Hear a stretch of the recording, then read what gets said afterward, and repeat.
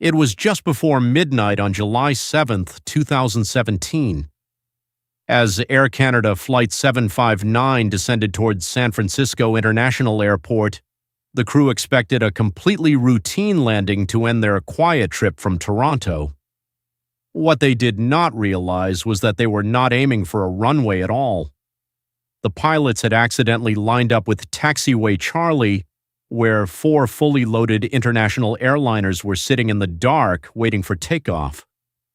Within 30 seconds, 1,008 human lives and over $1 billion in aircraft were rushing toward a single point. If the jet touched down, it would instantly trigger the deadliest accident in aviation history. Moving at 160 miles per hour, the plane continued to drop toward the trapped jets, completely blinded by a trick of the airport lights. To understand how this mistake happened, we have to look at what was actually going on at the airport that night. By the end of this video, we'll see exactly how a crew of seasoned pilots missed the warning signs and the terrifyingly close margin that saved over 1,000 lives.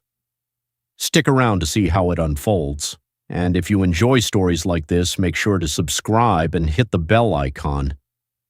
Just 2 hours earlier, workers had shut down the left runway for construction. This change was noted in the pilot's pre-flight paperwork, but those files are often dozens of pages long and packed with dense text, so the crew completely missed it. To make matters worse, the captain had been awake for nearly 19 hours, leaving his brain totally exhausted as he flew into the dark. Even the airport's ground radar couldn't save them. It had a massive blind spot. The software was only set up to sound an alarm if a plane was about to hit something on an actual runway, meaning it stayed completely silent as the Airbus headed for the taxiway. Instead of setting up the automated computer system to double-check their flight path, the pilots decided to land the plane just by looking out the front window. Landing an airplane by sight at night is a very difficult task because the human brain has to rely completely on familiar patterns of lights to find the correct runway. But on that specific night, the left runway was completely dark because it was closed, and this sudden change confused the pilots. The bright white lights of the right runway were now sitting on their left side. At the same time, on the parallel blue and green lights of a taxiway, which is the side road where planes drive on the ground, were glowing on their right side. To the extremely tired captain, these 2 parallel lines of light looked exactly like a pair of side-by-side runways. Years of past training and habit made the pilots completely ignore the information on their digital cockpit instruments. Their brains forced what they saw out the window to match exactly what they expected to see. They were 100% sure they were lining up to land safely on the right runway, but they were actually flying straight toward a taxiway crowded with other aircraft. At 11:55 p.m., a critical breakdown occurred in the communication loop.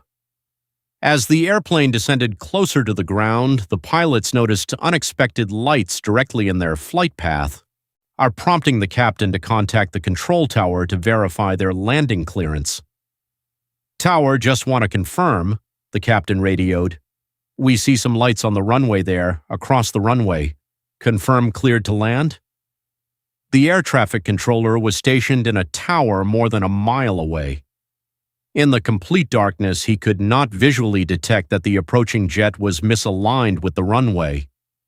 While his radar display indicated that the plane was descending at a normal altitude, the equipment did not show its lateral position relative to the taxiway.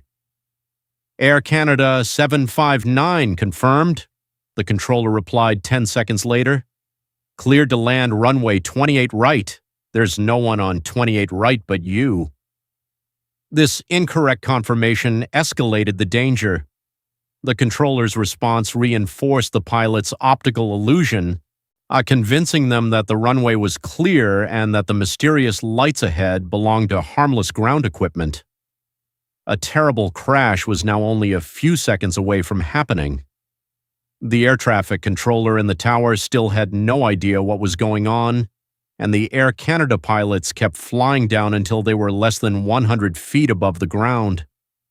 The complete failure of the safety system was suddenly stopped by an unexpected group of people, the pilots trapped on the ground below. Lined up on Taxiway Charlie were 4 regular passenger planes: United Airlines Flight 1, Philippine Airlines Flight 115, United Flight 863, and United Flight 1118. Inside the cockpit of the first plane, a Boeing 787, the crew looked up out their window and saw the bright landing lights of the Airbus flying straight toward them. Realizing a dangerous accident was about to happen, the United pilot broke standard radio rules and shouted into the microphone for everyone to hear, "Where's this guy going? He's on the taxiway." At the exact same time, the captain of the Philippine Airlines jet right behind him turned on his extra bright landing lights, filling the area with light to blind and warn the incoming plane. The countdown was now down to less than 3 seconds before they would hit. At 11:56 p.m., the Air Canada captain suddenly realized that something was deeply wrong ahead of him. He quickly grabbed the power levers and pushed them all the way forward to full power. A split second later, the first officer also shouted loudly to abort the landing and fly away. But huge passenger airplanes suffer from a slow reaction time known as engine lag. When you push the power levers forward, it still takes several scary seconds for the giant jet engines to spin up and create enough lifting power to stop the heavy plane from falling further. This delay meant that even though the pilots knew they were in danger, the laws of physics kept pulling them down toward a disaster. The actual physics of the escape were terrifyingly close for everyone involved, highlighting how a tiny mistake can lead to a near-fatal trap. The Airbus kept dropping lower and lower toward the ground for another 2.5 seconds while the engines slowly gained enough strength to pull the plane upward. The plane's flight computer later showed that the aircraft got as low as just 59 feet above the ground. It roared directly over the top of the first waiting plane, missing the tail of that United Boeing 787 by a mere 14 feet, a distance so small it left absolutely no room for human error. It then swept right over the Philippine Airlines jet at 60 feet, before the engines finally pushed the aircraft safely back into the open sky. This narrow escape showed how easily human fatigue can blind a highly trained crew to the digital tools right in front of them. The immediate post-incident investigation by the National Transportation Safety Board triggered sweeping regulatory updates to close those systemic loopholes.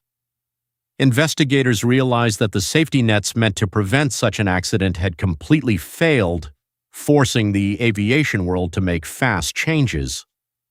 First, the FAA fundamentally reformed the delivery of NOTAMs.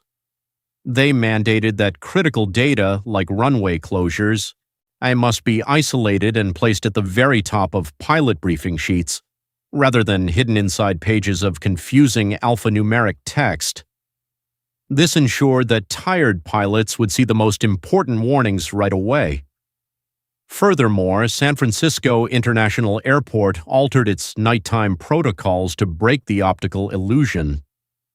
If a parallel runway was closed at night, the airport was now legally required to activate a massive flashing light array shaped like an X on the closed runway.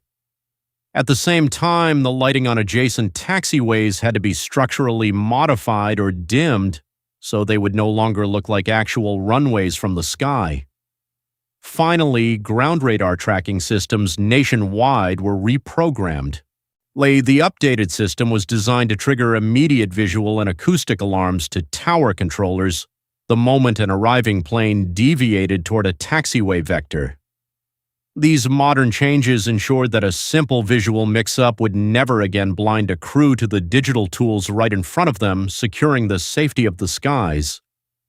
While the Air Canada close call was resolved safely, it served as a big warning sign of a growing, deeper problem in modern flying.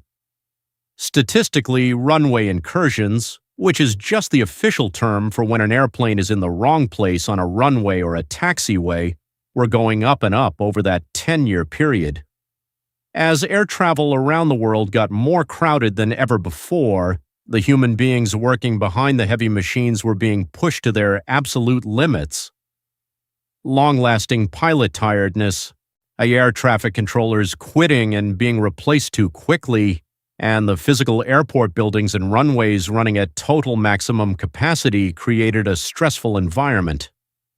In this environment, the invisible safety systems were operating on a razor's edge, leaving almost no room for error and showing that even the safest industries must constantly change to keep people alive. Aviation safety protocols were written in blood because history showed exactly what happened when those structural loopholes were not caught in time. In 1977, a combination of severe pilot fatigue, dense fog, and a breakdown in clear radio communication culminated in two fully loaded Boeing 747 passenger jets colliding head-on in the middle of the tarmac, killing 583 people in the Tenerife airport disaster. If you want to understand the raw reality behind how these complex systems fail, stick around and subscribe. There are still plenty of critical stories left to uncover in the skies, and having you here ensures you won't miss the next deep dive.